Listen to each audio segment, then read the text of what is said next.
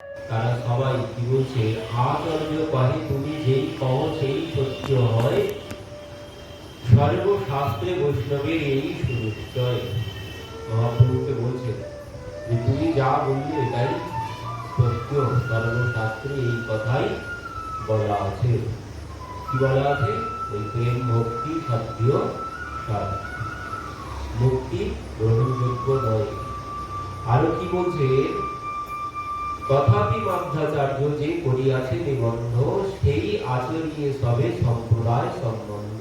তার সম্প্রদায়ের সবাই ওই পথেই চলছে, তাদের কাছে ওই কর্মটাই ধর্ম, তাদের কাছে মুক্তিটাই কাম্য আর কর্মটাই ধর্ম, মানে সংসার ধর্ম, এটাই হচ্ছে ধর্ম আর কর্মটাই হচ্ছে তাদের একমাত্র লক্ষ্য, কর্মই ধর্ম। তো এখানে মহাপ্রভুর কথা শ্রবণ করে তারা বলছেন যে তুমি যা বলেছ সেটাই সত্য।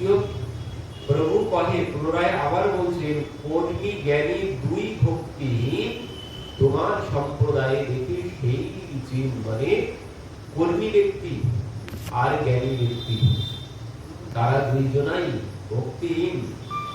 যিনি কর্মী ব্যক্তি, কারণ কর্ম জ্ঞান কাণ্ড কর্ম কাণ্ড কেবলই বিষের ভাণ্ড, জ্ঞানের দ্বারাও কল্যাণ হবে না আর কর্মের দ্বারাও কল্যাণ হবে না। তো যতই কর্ম করি আর যতই জ্ঞান অর্জন করি না কেন, সব শেষে সব শূন্য, কোনো কর্মে কোনো কাজে আসবে না। আমি যতই জ্ঞানবান হই না কেন, রাবণের জ্ঞান কম ছিল না, কিন্তু তার কোনো জ্ঞান তার কোনো কাজে আসে। তো এই জন্য বলছে কর্মী জ্ঞানী আর জ্ঞানী ব্যক্তির কিন্তু রস হয়, জ্ঞানী ব্যক্তির মধ্যে রস পাওয়া যাবে না। জ্ঞানী ব্যক্তি সহজে কোনো কিছু ভাব সে বোঝে না, জ্ঞানী ব্যক্তির মধ্যে ভাবের কোনো মূল্যই নেই, সে নিরস। তো এই জন্য মহাপ্রভু বলছে যে জ্ঞান কাণ্ড কর্ম কাণ্ড কেবলই বিষের ভাণ্ড। আর এই জন্যই ভগবান উদ্ধবকে পাঠিয়েছিলেন বৃন্দাবনে, যাও এই প্রেম নিয়ে এসো, প্রেম নিয়ে এসো। জ্ঞানের দ্বারা কোনো কিছু হবে না, জ্ঞানে কোনো সর্বসিদ্ধি হবে না। জ্ঞানে কিছুদিন হয়তো তোমার জাগতিক সুখ দিতে পারে, কিন্তু সব শেষে গিয়ে ওই জ্ঞান কোনো কাজে আসবে না। তো সেই উদ্ধবকে ভগবান প্রেমী বানানোর জন্য তিনি বৃন্দাবনে পাঠালেন। কেন? কারণ প্রেম ভক্তি সাধ্য सार है, प्रेम जगत में सार और कुछ सार नहीं। तो सार অন্য কোনো কিছু নেই। প্রেম এমনই বিষয়, প্রেম ছাড়া সব শূন্য, প্রেম ছাড়া জগতে সবই শূন্য। জগৎ আছে, প্রেম আছে, তাই প্রেম ছাড়া জগৎ থাকতো না। প্রেম এমনই বিষয়, তবে জাগতিক প্রেমের সাথে মিলিয়ে ফেলতে হবে না, তবুও এর সাথে কিছুটা কিছু মিল পাওয়া যায়।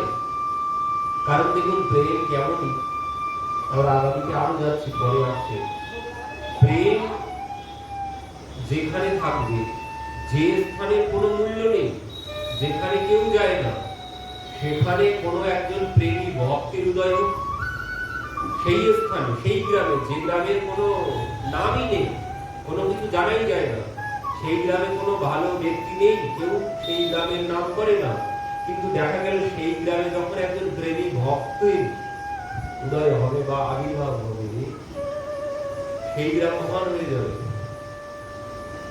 যে গ্রামে দেখুন জাগতিক বিষয়ের সঙ্গেও দেখুন একটু মিলিয়ে, আমি এই রং ভালোবাসি না বা আমি এই খাবার ভালোবাসি না, ঠিক আছে, আমার এই জিনিস পছন্দই হয়, কিন্তু দেখা গেল ঘুরে ফিরে আমার এমন ব্যক্তির সাথে প্রেম হয়ে গেল,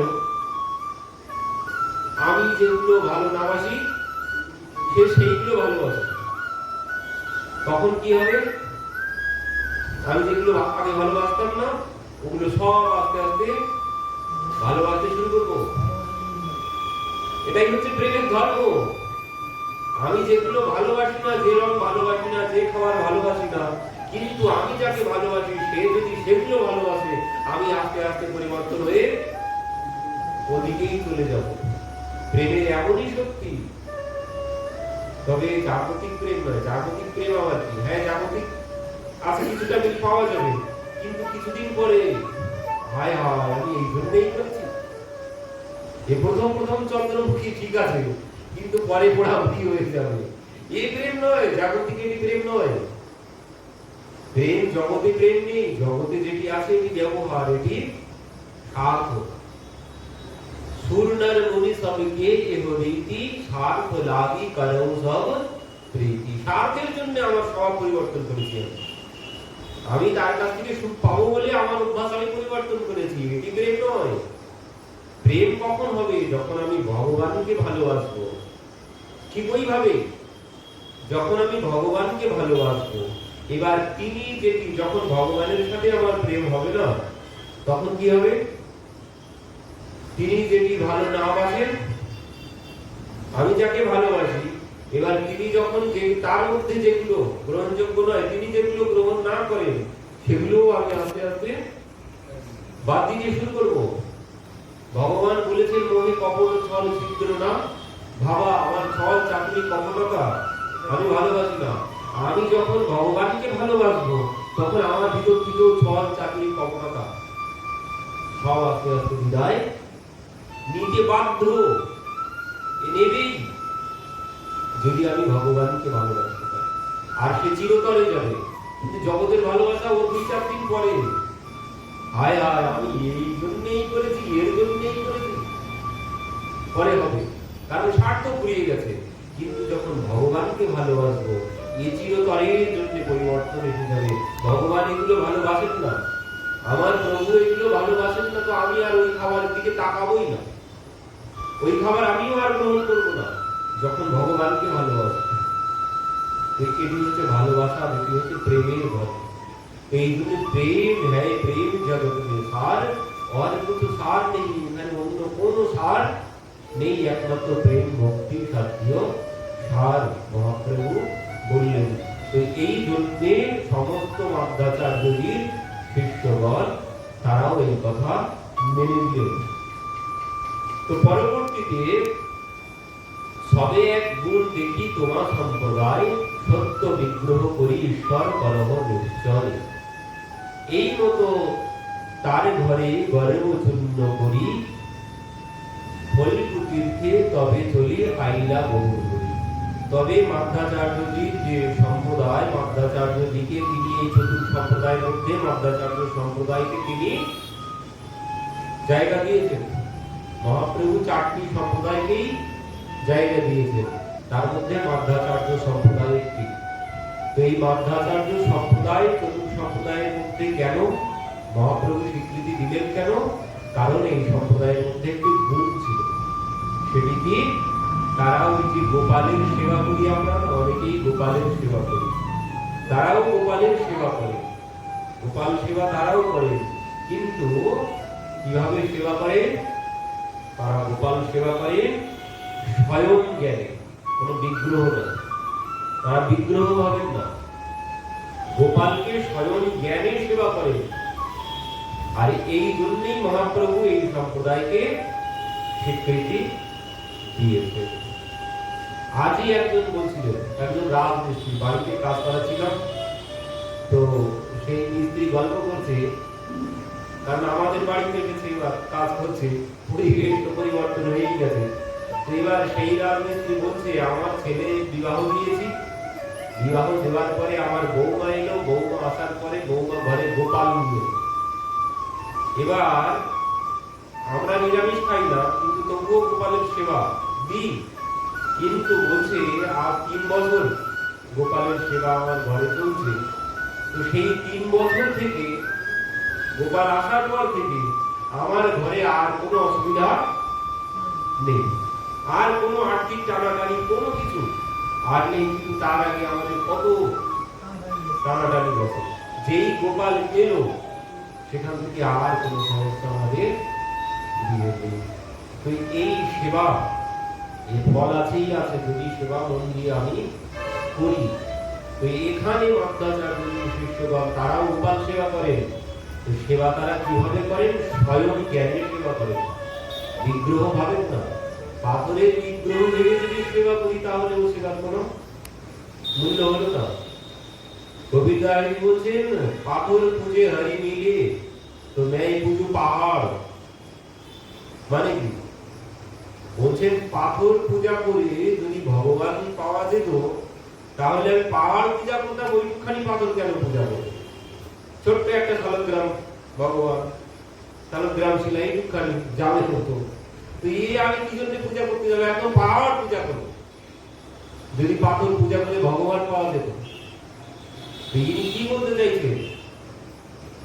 কি বলতে চাইছে এখানে কবিরাজি বোঝাতে চাইছেন, দেখো তুমি যদি ওই পাথর জ্ঞানে, বিগ্রহ জ্ঞানে, ধাতু জ্ঞানে যদি পূজা করো তাহলে ও পূজার কোনো লাভ নেই, ও সারা জীবন করে গেলেও কোনো লাভ হবে না। পূজা করতে হবে কিভাবে?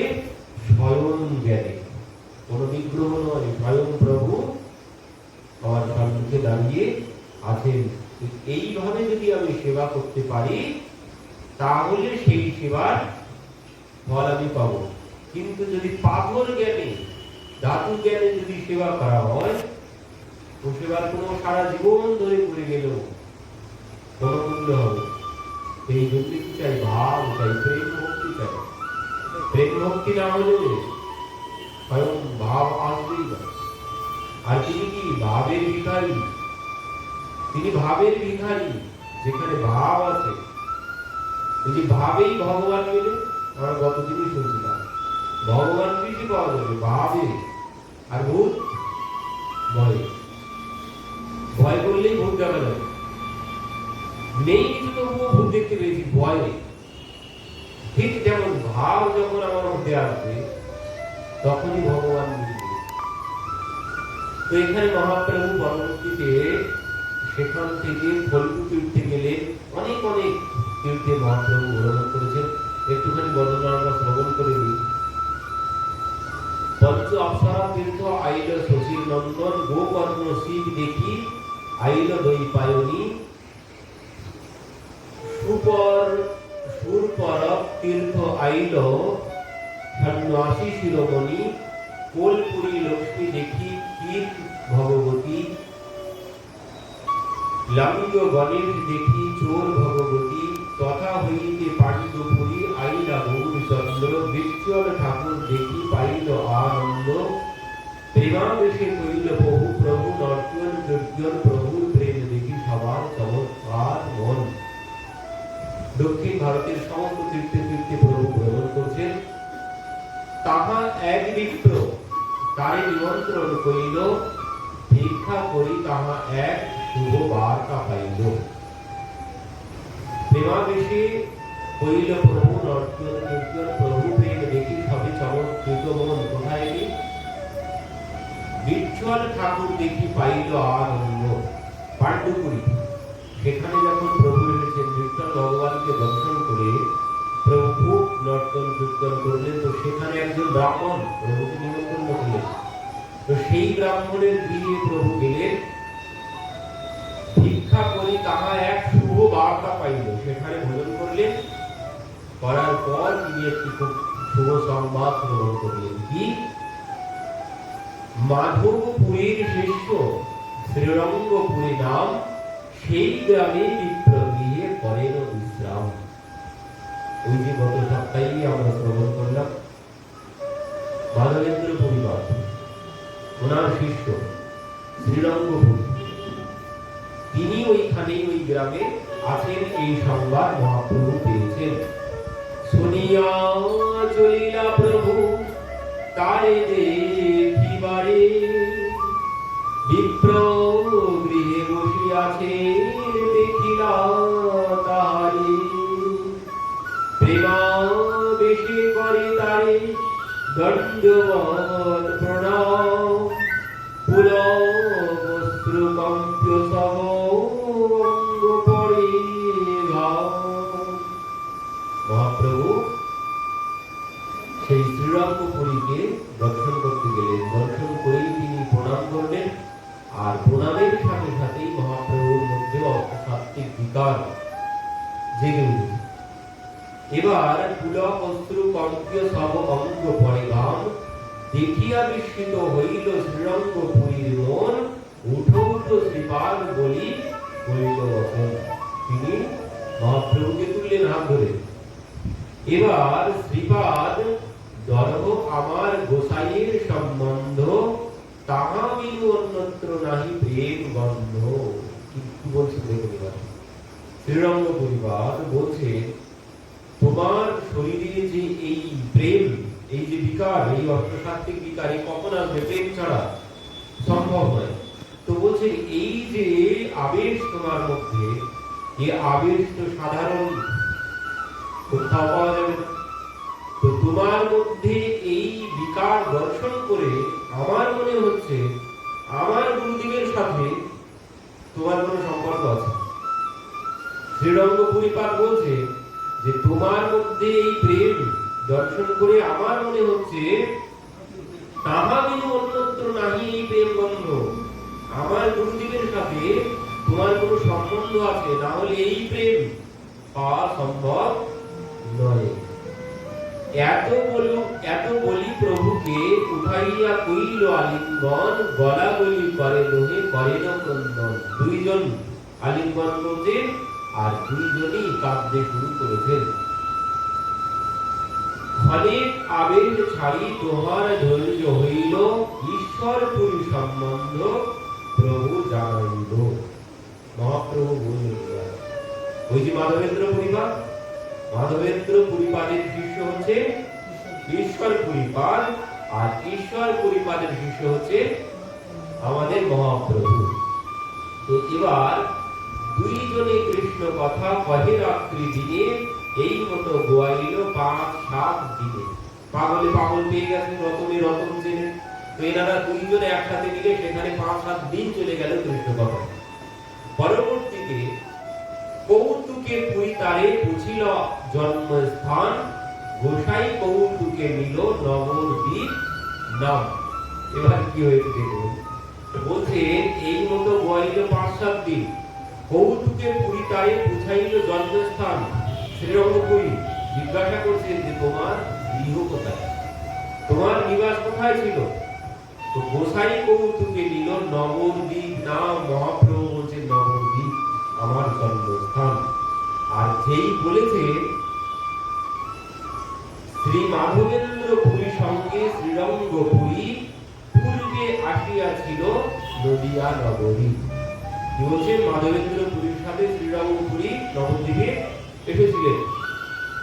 জগন্নাথ মিশ্র ঘরে ভিক্ষা যে করিল, অপূর্ব প্রচার ঘণ্ট তাহা যে খাইল। শ্রীরঙ্গ পরিবার বলছেন, আমি একবার আমার গুরুদেবের সাথে নবদ্বীপে গিয়েছিলাম, আর সেখানে জগন্নাথ মিশ্রের ঘরে প্রসাদ পেয়েছিলাম, ভোজন করেছিলাম, আর ওনার পত্নী আমাদেরকে অপূর্ব প্রচার ঘণ্ট পাইয়েছিলেন, মানে ভোজন করিয়েছিলেন। মানে যখন ওই বাইরে গিয়ে কারোর সাথে দেখা হবে তেমনই তো কথা হবে। মহাপ্রভু বললেন নবদ্বীপ দামে আমার বাড়ি, আর কোনো কিছু জিজ্ঞাসা করেননি।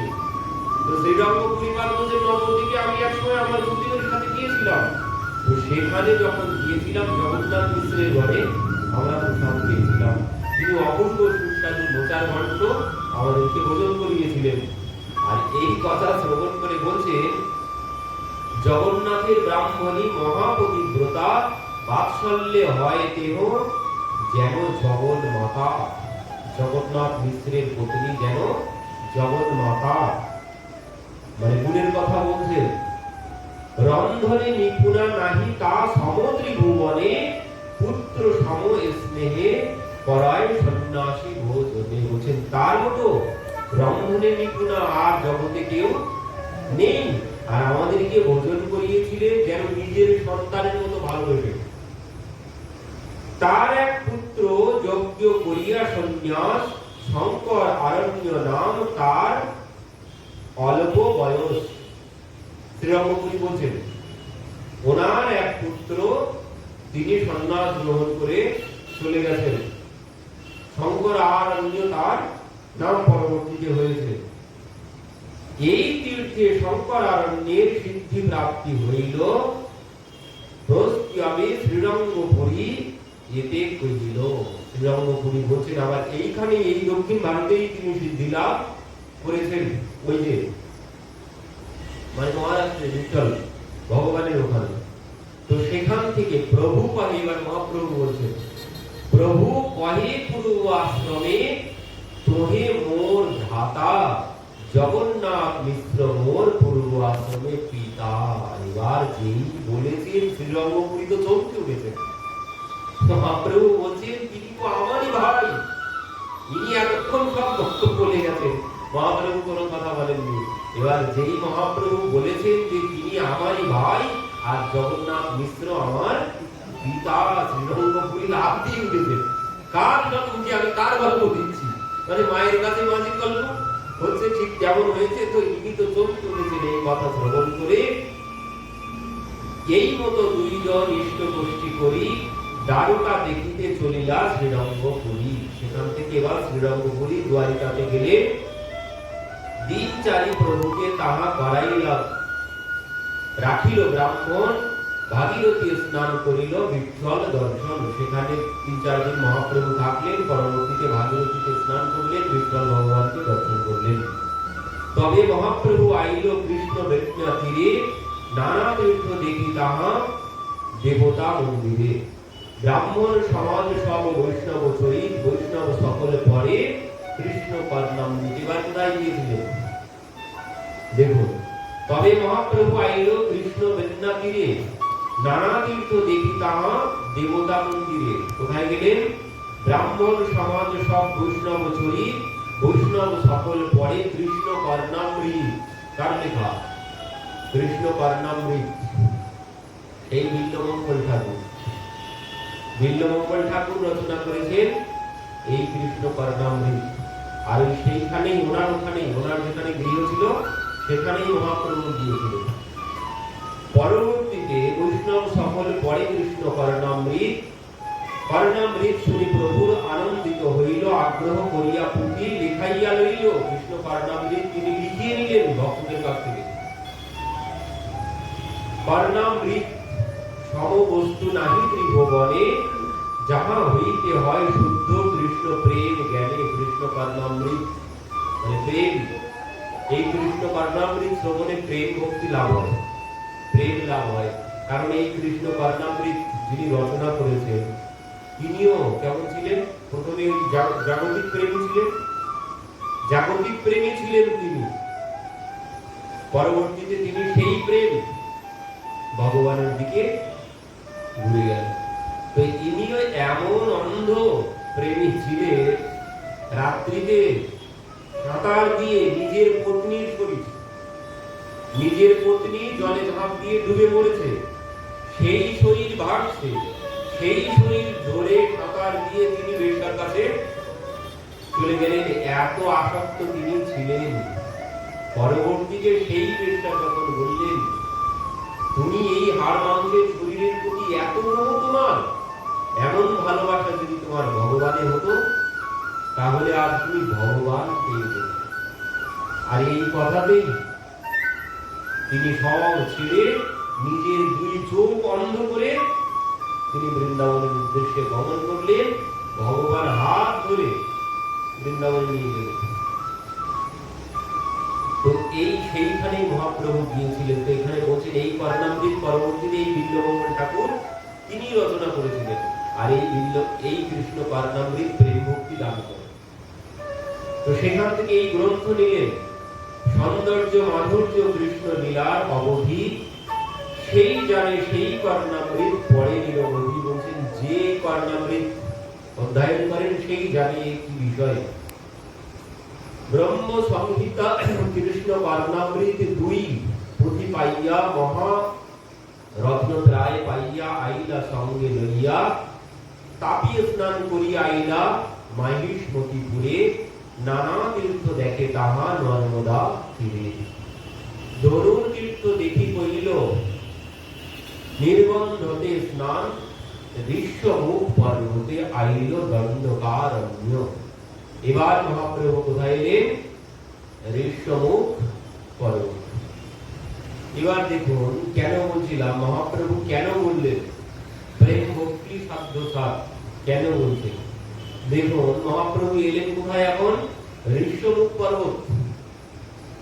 ঋষ্যমুখ পর্বত এলেন কেন? কারণ দেখুন, এই প্রেম ভক্তি এমনই বিষয়, এই জীবনে মানে জীবের কল্যাণ কখন হবে, এই জীবনের কল্যাণ কখন হবে? যখন প্রেম ভক্তি লাভ করতে পারবে। কল্যাণের স্বরূপ হচ্ছে, জগতে কিছু কিছু ভক্ত আছে যারা ভগবানের নাম করেন, যারা ভগবান নাম জপ করেন। জগতে কিছু ভক্ত আছে, আর কিছু ভক্ত আছে যার নাম কি করে? ভগবান করে। যেমন ভক্ত ভগবানের নাম করে, ভক্ত যেমন ভগবানের নাম জপের মালা নিয়ে, ঠিক তেমন কিছু কিছু ভক্ত আছে যার নাম ভগবান জপ করে। কার নাম ভগবান জপ করে? ওই যার কাছে এই প্রেম ভক্তি আছে, ভগবান তার নাম জপ করে। আমরা ওই কবিতা কি বলছেন না, কবিরা কবিরা क्यों जपो जाओ যমুনা के तीर, एक गोपिन के प्रेम में बह गए लाख कबीर। কবিরদাস জি বলছেন, কবিরদাস জি যেখানে বসে বসে নাম জপ করেন, সেখানে একদিন গিয়ে দেখছেন সেখানে যেন কেউ বসে আছে। পেছনে গিয়ে দাঁড়িয়েছেন, দাঁড়িয়ে দূর থেকে তিনি শুনতে পাচ্ছেন সে বসে বসে নাম জপ করছে। কি নাম জপ করছে? কবির কবির কবির কবির কবির কবির নাম জপ করছে। কবিরদাস জি চমকে উঠেছেন, কে আমার নাম জপ করছে এখানে বসে বসে? পাশে গিয়েছেন, সম্মুখে গিয়ে দাঁড়িয়ে দেখছেন স্বয়ং প্রভু রামচন্দ্র বসে বসে সেখানে কবিরদাস জির নাম জপ করছে। কবিরদাস জি বলছেন, হায় হায় প্রভু, তুমি এ কি করছো? তুমি আমার নাম কেন জপ করছো এখানে বসে বসে? প্রভু বলছেন, দেখো কবির, কবিরা मन निर्मल भयो जैसे गंगा नीर, पाछे पाछे हरि पिए कहते कबीरा कबीर। কবিরা मन निर्मल भयो বলছেন, কবির তোমার মন এমন নির্মল হয়েছে, ওই যে নির্মল মনজন সোম হে পাওয়া, মোহে কপট ছল ছিদ্র না ভাবা। যার মনটা নির্মল হয়েছে সেই আমাকে পাবে। আর তোমার মন এমন নির্মল হয়েছে যেন এই গঙ্গা জল, কাশী ধামে গঙ্গার তীরে ভগবান রামচন্দ্র বসে আছেন, কবিরদাস জি সেখানেই বসে বসে নাম করতেন। কারণ কি? গঙ্গার তীরে বসে বসে নাম করলে কি হয় জানেন? গঙ্গার তীরে বসে বসে নাম করলে, গোয়াল ঘরে বসে বসে নাম করলে, কোন তীর্থে গিয়ে বসে নাম করলে কি হয়? এখানে যদি একবার নাম করা হয়, একবার যদি নাম হয়, আমি যদি গঙ্গার তীরে বসে একবার নাম উচ্চারণ করি, তাহলে কি হবে? 100 বার হয়ে যাবে। 100 বার নাম জপের ফল পাবো। যদি ধামে গিয়ে নাম জপ হয়, সে নামও 100 গুণ হয়ে যাবে একবার নাম করলে। গোয়াল ঘর সব থেকে পবিত্র স্থান, গোয়াল ঘর, সেখানে গিয়ে যদি নাম জপ করা হয় বসে বসে, এক মালা জপ করলে 100 মালা নাম জপের ফল পাওয়া যায়। এই জন্য কবিতা ওই গঙ্গার তীরে বসে বসে নাম জপ করতে। আর এদিন গিয়ে দেখছেন যেন ওই কেউ বসে আছে, সম্মুখে গিয়ে দেখছেন যে স্বয়ং প্রভু রামচন্দ্র বসে আছেন। তো বলছেন, প্রভু তুমি এখানে বসে বসে আমার নাম জপ করছো? তো বলছেন যে দেখো কবি, তোমার মন এত নির্মল হয়ে গেছে, তার জন্য আমি তোমার নাম জপ করছি। যার মনটা এমন নির্মল হয়েছে, আমি সর্বক্ষণ ওই তার পেছন পেছনেই ঘুরতে থাকি। অনুব্রজাম মহামৃত্যুম, সর্বক্ষণ আমি তার পেছনে পেছনে ঘুরি আর তার নাম জপ করতে থাকি। ভক্ত যেমন আমার নাম জপ করে, ঠিক তেমন আমিও ওই ভক্তের নাম জপ করতে থাকি। আর এখনই হবে আত্মকল্যাণ। এই হচ্ছে আত্মকল্যাণের স্বরূপ। আমি নাম জপ করলে কোনো লাভ হবে না, কিন্তু আমি নাম জপ করছি ওতে কিন্তু কল্যাণ হবে না। আত্মকল্যাণ কখন হবে? আমি নাম জপ করছি কেন? আমি নাম জপ করছি মানে আমি তাকে ভালোবেসেছি, তাই আমি তার নাম জপ করছি। এবার আমার ভালোবাসা পূর্ণতা পাবে কখন? ভালোবাসা পূর্ণতা পাবে কখন? একতরফা ভালোবেসে কোনো ভালোবাসায় লাভ আছে? আমি যাকে ভালোবাসি সে যদি আমাকে ভালোবাসে আমার মতো, তাহলে ভালোবাসা পূর্ণতা পেল। তো ঠিক তেমন আমি যেমন নাম জপ করছি, ওতে সম্পূর্ণতা আসবে না। সম্পূর্ণতা আসবে তখন আমি যেভাবে নাম জপ করছি প্রভুর, প্রভু যেদিন আমার নাম ওইভাবে জপ করবে, আমি যেভাবে করছি, সেদিন আমার ভালোবাসা পূর্ণতা লাভ করবে। আর এটাই হচ্ছে জীবের একমাত্র লক্ষ্য। এটাই হচ্ছে লক্ষ্য। আমি নিজে ভালোবেসে লাভ হবে না। তিনি যখন আমাকে ভালোবাসবে, তো ভালোবাসবে কখন? ভালোবাসবে তখন ওই যখন প্রেম ভক্তি লাভ করব। তো প্রেম ভক্তি লাভ করব কখন? বললেন কৃষ্ণ নামের ফল প্রেম, এ তো সর্বশাস্ত্রে কয়। কে বলছেন? কৃষ্ণ নামের ফল প্রেম, এ তো সর্বশাস্ত্রে কয়। সেই প্রেম কোন ভাগ্যে তোমার হইল উদয়। মহাপ্রভু বলছেন, আমার গুরুদেব বলেছেন, মহাপ্রভু বলছেন সার্বভৌম, আহা ওই যে প্রকাশানন্দ সরস্বতীকে বলছেন কৃষ্ণ নামের ফল প্রেম, এ তো সর্বশাস্ত্রে কয়। আর সেই প্রেম কোন ভাগ্যে তোমার হইল উদয়। আর এই জন্যই আমি সর্বক্ষণ নাচতে থাকি। প্রকাশানন্দ সরস্বতী পাদ বলছেন, তুমি সন্ন্যাসী, আর সন্ন্যাসীর ধর্ম কি বেদান্ত শ্রবণ? তুমি তা না করে দেই দেই করে নাচো, কৃষ্ণ কৃষ্ণ নাম করো, আর দেই দেই করে নাচো কেন? তো মহাপ্রভু বলছেন, দেখো, গুরু মোরে মূর্খ দেখি কইলা শাসন, মূর্খ ওরে নাই বেদান্তে অধিকার। কৃষ্ণ নাম জপ কর, এই মাত্র সার। বুঝলেন, এটাই সার। একমাত্র কৃষ্ণ নাম, ভগবান নামই হচ্ছে সার। এই নাম জপ কর। তো সেই নাম জপ করতে করতে আমার মধ্যে এই প্রেম এসেছে। আর সেই জন্য বলছে, আমি হাসি না, আমি কাঁদি না, নাম করে হাসায় কাঁদায়। নাম করে হাসায় কাঁদায়, আমি হাসি না, আমি কাঁদি না, আমি নাচি না, নাম করে নাচায়। এই জন্য বলছে কৃষ্ণ নামের ফল প্রেম, এ তো সর্বশাস্ত্রে কয়। সেই প্রেম কোন ভাগ্যে তোমার হইল উদয়। মহাপ্রভু বলছেন, আমার গুরুদেব বলেছেন এই নাম জপ করতে করতে, তিনি আমাকে এই নাম জপের উপদেশ দিয়েছেন। আর সেই নাম জপ করতে করতে আমার মধ্যে এই ভাব এসে গেছে, আমি নাচি না, আমি কাঁদি না, এই নামই আমাকে হাসায় কাঁদায়, এই নামই আমাকে নাচায়। এই হচ্ছে কৃষ্ণ নামের ফল প্রেম। এই নাম, नाम अंत में निकला एवं परिणाम हरि से बड़ा हरि का नाम। সত্য কি? ভাগবতী প্রথমেই বলছেন সত্যম পরম ধীমহি। ভাগবত বলছেন সত্যম পরম ধীমহি। আমরা সেই পরম সত্যের ধ্যান করি। তো সত্য কি? সত্য একমাত্র ভগবান নাম। রাম নাম সত্য বলি না, ওই যে আমরা হয়তো বলি না, কিন্তু উত্তরপ্রদেশের দিকে তারা ওই যখন শবদেহ নিয়ে যায় তখন কি বলে? রাম নাম সত্য, কৃষ্ণ নাম সত্য। তো নামই একমাত্র সত্য। ওই নামের ধ্যান করতে হবে, ওই নামের আরাধনা করতে হবে সর্বক্ষণ। খাইতে শুইতে যথা তথা নাম লয়, দেশ কাল নিয়ম নাস্তি সর্বসিদ্ধি হয়। এই নামই হচ্ছে পরম সত্য। এই নামের ধ্যান করতে হবে। নামের মহিমা দেখুন, কতদিন কারা কারা ছিলেন এখানে পাঠে?